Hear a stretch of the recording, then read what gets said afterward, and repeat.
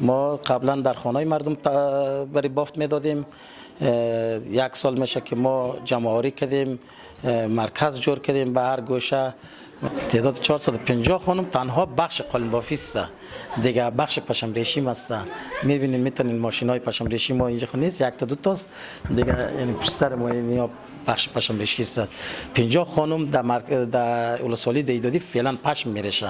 دیگه ما کوشش میکنیم ما معیار خانم‌ها رو بالا ببریم. اگر برای ما همکاری شود از طرف مؤسسات یا از طرف خود دولت وعده کرده برای ما همکاری میکنه.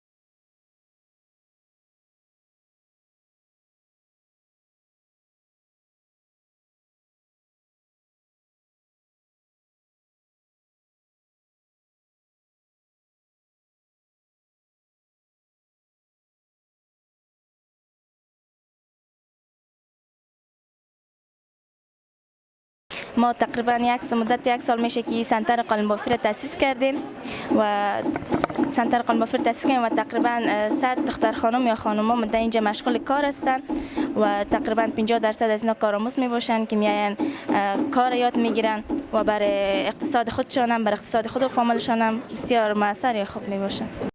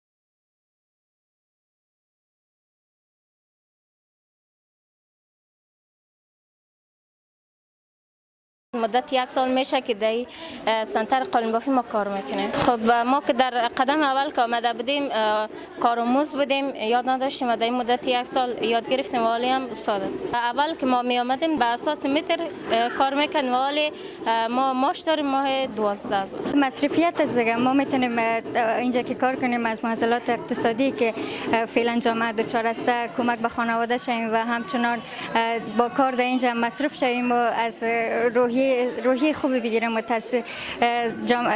شرایط جامعه سر متاثر بد نگذاره.